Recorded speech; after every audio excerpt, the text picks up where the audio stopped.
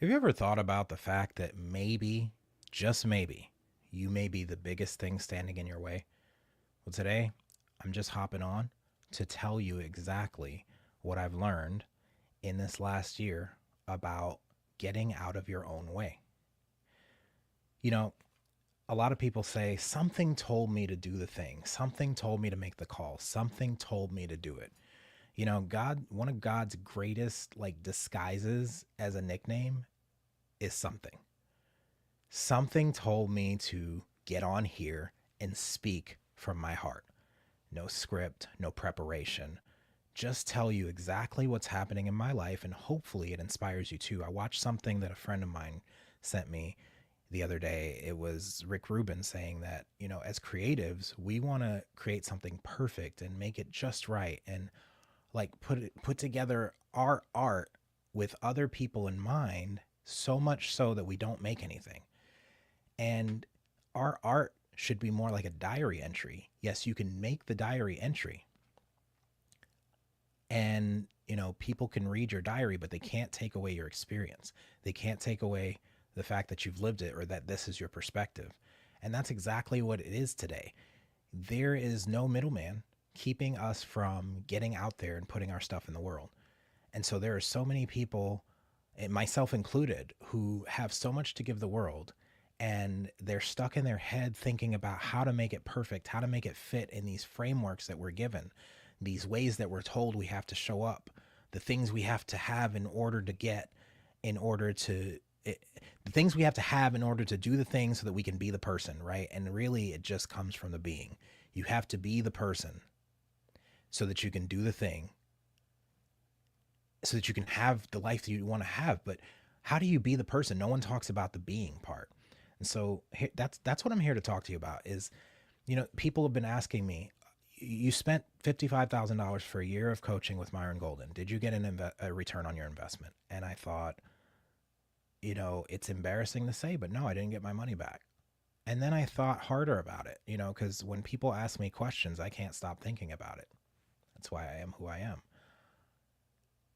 It wasn't let me pay Myron Golden so I can get something from him. It was, wow, Myron Golden, when I first started listening to him, I was making 65,000, and that was after a year or two of trying to break into the UX field. But then listening to what he was saying about showing up and serving and thinking about what's in it for the people I'm serving first was what allowed me to go from that 65K at Container Store to 250,000 at Nordstrom. It was being able to sell myself. It was knowing that what I have to offer is valuable. That was what helped me to get to that money. So by the time I finally had an opportunity to go see Myron Golden live and enough faith in who he is as a person to actually want to engage in his world because of everything he had given me, that investment was more of a thank you than a what can I get from you. And everything that I got on the other side of that investment was a bonus. So meeting the people in the inner circle, seeing what it's like to run a mastermind at 25K, 55K, 375K, and $1 million, like seeing the different levels of what people get. And it's not a whole bunch of like, yes, there's a lot of stuff in the back end that you can look at and it's nice to have, but it's not going to help you do the thing. I can give you course upon course, PDF upon PDF. We all have a PDF graveyard of free content that people have given us that we've never looked back on. We all have a graveyard. Come on, let's be honest, guys. We have a graveyard of screenshots we've taken for things that we're going to look at later. And we will never go back to them. How many of you have taken pictures of slides when someone's presenting and you've never looked back on them? That is not where the meat is. The meat is the courage to show up and do the thing anyway. The courage to show up and be who you are and risk being rejected. Risk no one seeing you. Risk showing up for no one long enough for people to see, hey, he's showing up a whole lot for someone who isn't getting something, but he's really dropping some bombs, or she, right? Sometimes we have to act our way into right thinking. I think it's amazing how in 12-step programs, the 12 steps are designed in such a way that you end up practicing principles unconsciously without even realizing that's what you're doing until they become habits and you start to change your life because you're being a different person, right? But sometimes we can get stuck in knowing what to do, knowing why we should do it, knowing the ins and outs of what to do and why to do it and when to do it, and still not do it. Uh, my good friend Dahlin, she's a belief reprogrammer. She's excellent at pulling out limiting beliefs from other people and getting them in motion. But there's a blind spot there for all of us. This isn't just for her. It's, I know that my being flows from what I believe. And I know that my doing flows from who I be. But sometimes we just have to get in motion to find out what will work, what won't work, why it will and won't work, find out the ways not to do something, be embarrassed enough with like something messing up or something not going right to think, oh, I'm never going to do that again, right? So I'm here with no script and no agenda just to share with you like some of the God kisses that have happened in my life here recently. I was giving a keynote, which I'll post here later, but I was giving a keynote at Toastmasters about letting go to win. And there's three areas you have to let go in. There's the P's, the N's, and the C's. And as an exchange, I had people come and get a ticket that I printed out. I don't have any on me right now, but come and get a ticket in exchange for the things you let go of. And I had everyone fill out these cards, these 3x5 cards of things they were going to let go of. And they traded the things they need to let go of to take their future life. And when I came home the first day, my wife was like, I don't know why, but something told me to draw this 7, outline it, and make, it's a sunshine. It's a ray of sunshine. And I thought 7. Gregory has 7 letters. The greater has 7 letters, from waiter to greater. What else has 7 letters? And so I was doing a live last night, and sometimes you can get the message, but you don't know what it means until later.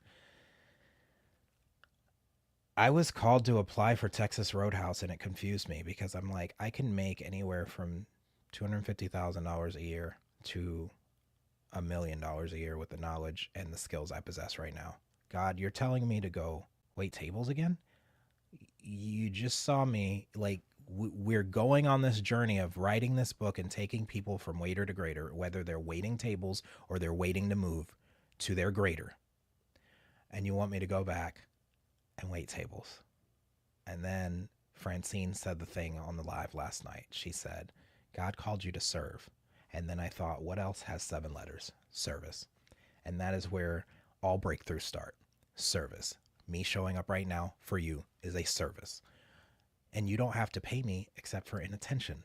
And so I thought, what is it that I'm not doing that I was doing, right? Because things can work for a certain amount of time and then they can stop working. And usually what happens is we start to believe our own press. We start to believe our own hype. Oh, look what I did. I'm so great. Look at the things I've done. And that was the exact thing that the enemy did when he was a worship leader. He was like, look at all these people worshiping me. And that was the moment. That was the moment he was kicked out. You were supposed to be the worship leader. Worship was supposed to flow through you to God, and God was supposed to flow through you to them. You're just a vessel. You're an in-between. And the moment you start to put that crown on your head and accept all of those accolades and all of that praise for yourself is the moment where you start to, if you're not humble, you'll be humiliated. Pride comes before the fall. And so what I noticed is when I got to that 250K, I served my way there. And I used to tell people this all the time. Yes, I'm giving away all this stuff for free. I'm helping people for free. I'm giving my time for free all the time. And it feels burdensome. It feels like I'm doing so much, but I'm just, there's no time for me. Well, newsflash, this life was never about me to begin with. I am just a vessel to complete a piece of what God's purpose or God's kingdom is for me to fulfill, that only I can fulfill here on earth. And when I share my life and what I've been through and what I've done and how it's helped me, and I help another soul, if all of the pain I went through was for one person, if it just helped one person, everything I've been through has been worth it, or was worth it. And so when I stopped serving and I started putting up paywalls and like, man, you got to pay me for my service. You got to pay to play. They'll pay me first and then I'll give them the thing. When I started doing that, when I say my world started getting smaller and smaller and I started feeling choked, like the abundance started choking up, the well started drying up. When I say you have to do first and then I'll do for you, that's when the world starts to shrink. That's when I start to notice that the overflow that is flowing to me to flow through you starts to get cut off. And then I get stuck in my head and I start thinking like of all the ways, like I'm so smart, I can think my way through this. And sometimes, again, you have to act your way into right thinking. So what I'm doing is what I've dreaded doing this entire time in this journey, and it's making a schedule. You don't know when to expect me. I just pop on live, or I'll like send a link to someone and be like, hey, we're going live in 5 minutes. You down?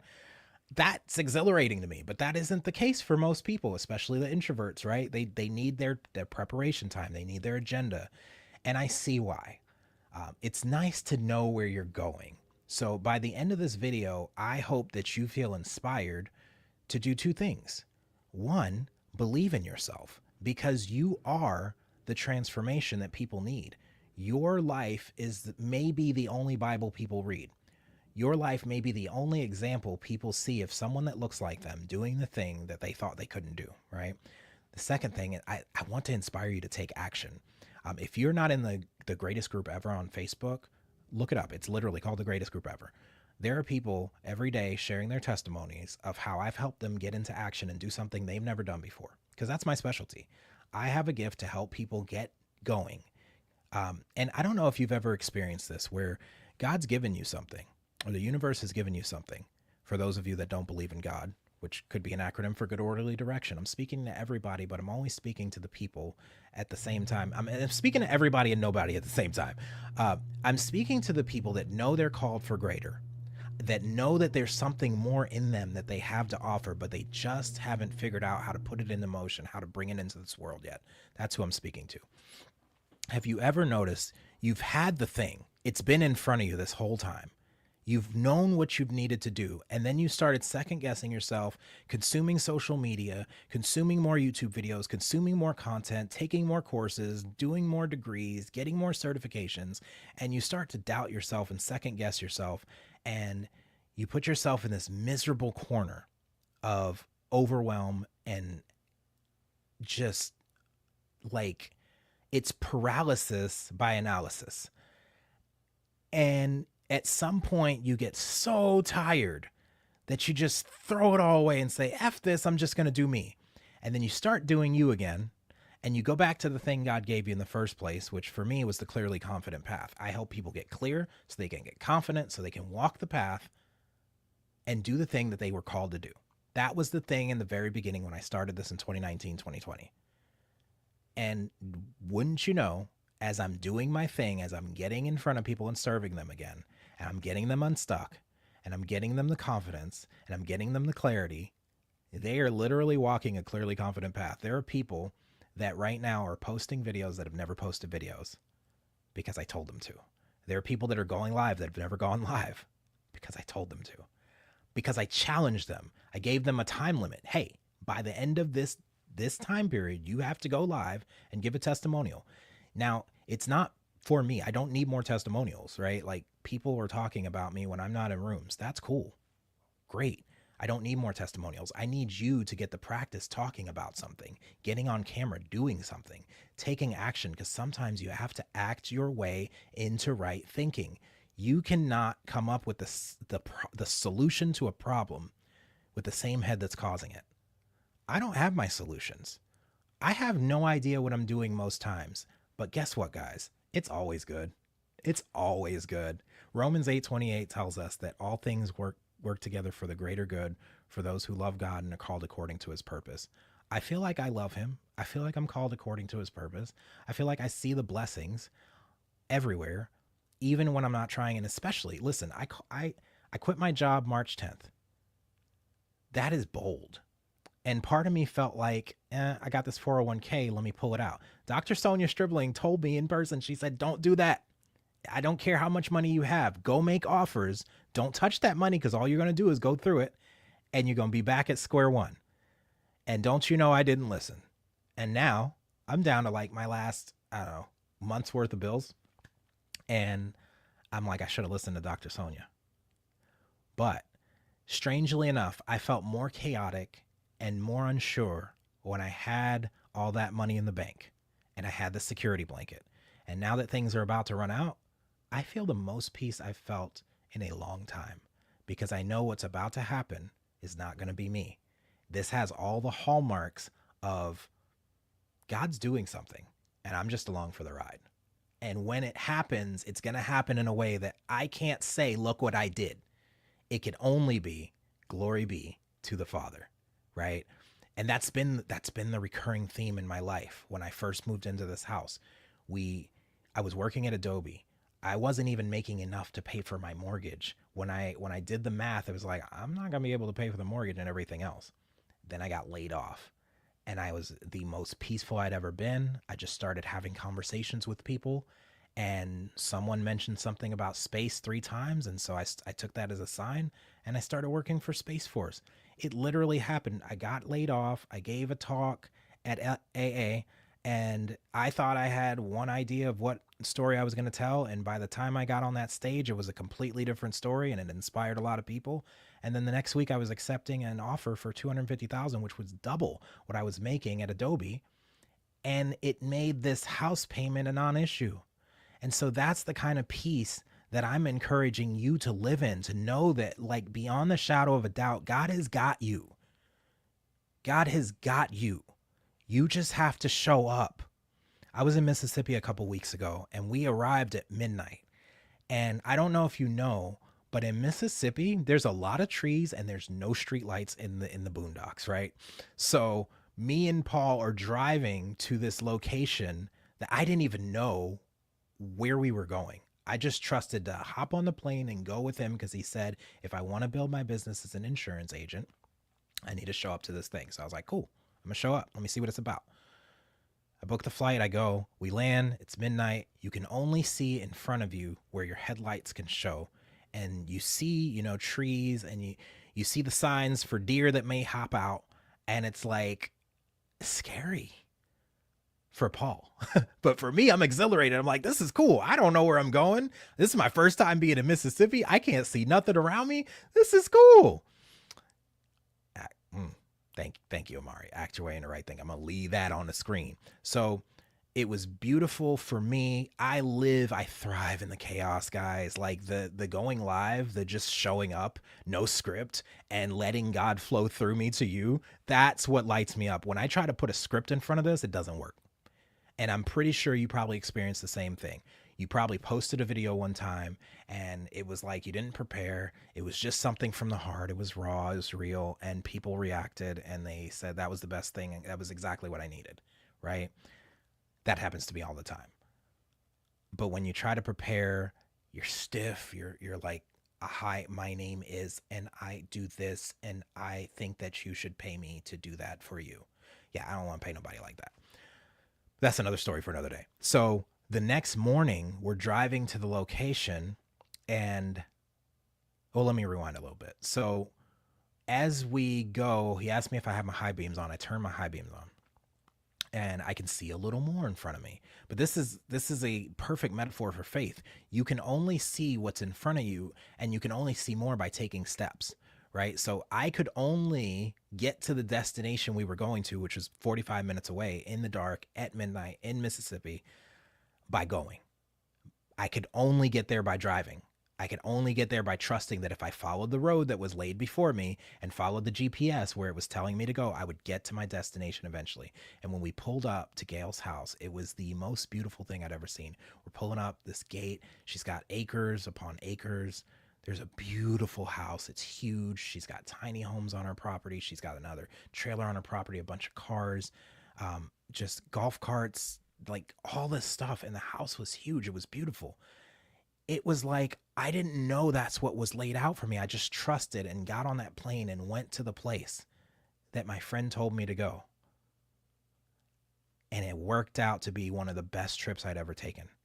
And I got to meet my twin Dion in person. That was another cool part. But in the morning when we woke up and we were driving, I got to see all of the beauty that I could not see when I was driving in the dark with only faith.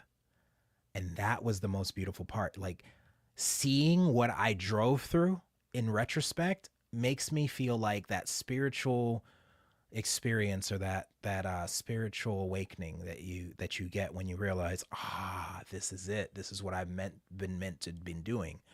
Um, we're driving and I'm seeing nothing but trees and winding roads, and it's so beautiful. And it's not inundated by, Cane's and Chick-fil-A and McDonald's and Whataburger and all these things on the side of the road. No, it's just trees. It's just you, God, and the road. And it is so beautiful. And as far as you can go in Mississippi, there's just trees and winding roads. It's so beautiful. But that's how I imagine God taking us on this journey. Is you don't know what's in front of you, but trust me, I have a path laid out for you, and it's beautiful. And when you get to the end of it and you look back, you'll be able to see. When you get to this peak, this mountain, you'll be able to look down upon all the things you conquered. And then you can look at the next mountain. What's your next peak, right? I'm saying all this to say, if you've been thinking about doing something, if you felt the nudge to go and do something, do it. Just do it. Nike had it right, but they got it from A.L. Williams. Art Williams had a speech. You can look it up. Art Williams, just do it. This is where Nike got it from. He's like, super, just do it. Hey, Art, how do I do this? I really want to do this, but I can't do this. Great, just do it. Okay, that's what I'm telling you right now. Just do it. You want to start a business? Do it. You want to quit your job? Do it. You want to go for the promotion? Do it. You want to write a book? Do it. You want to start a podcast? Do it. Why? Because you're going to learn more from trying to fumble around doing it. You're going to be encouraged to reach out to someone to ask you for help. You're going to probably hire a coach, if you're wise, that can tell you exactly what not to do and what to do. Or maybe you'll figure it out on your own. Maybe you're a fast learner. You learn better by doing. Go do it. If you're a perfectionist, do it anyway, right? Prove to yourself you can do hard things and you don't have to be prepared. I have a recovering perfectionist in my group right now that posted a video, unprepared, unscripted, and she did perfect. She may see all of the flaws, all of the things she messed up, the things she said backwards. I saw it too, but I didn't care because what I saw was the heart. She showed up. That's more than most people are doing. We are living in the time where it is easier to make more money and more impact than it's ever been. There is no agency or agent or PR person or record label or publishing deal that's standing in our way of writing our books, creating our content, showing up like a media empire. Like, we can be the ABCs and the Fox News and the CNNs of our world and broadcast what we want to this world, and there's nothing holding us back. There's no one standing in the way. We can collect emails and market to our people. We can nurture the people we're meant to nurture. We can find our tribe. This is the greatest time to be alive. And I know there's some crazy things happening in the world, but you have a voice and you have a medium to talk about those things. And if you show up consistently enough talking about those things, you can change the world. But you have to get started. You have to do it. You have to get out of your own way. I'm about to go hiking with my wife in the rain in Mansfield, and then we're going to go eat at this place called Two Neighbors Chicken in Mansfield. It's like, I heard the crunch on that video that Blake sent me, and I thought, I want to experience that crunch. And you know what? I can do that. And with that said, celebrate your independence by going and doing something to prove that you are free. To God be the glory. Do everything that, no, be bold and courageous, guys. Do everything that you do with passion. And I promise you'll have a life that you love. Thank you for tuning in and spending this last 25 minutes with me. I hope this has been helpful for you. Share it with someone that you know needs to hear this message. Drop it in the comments what resonated with you, and I will see you the next time I go live. Once I get my schedule together, that's what we're going to work on while I crunch on some fried chicken. Fried chicken, yes. Peace.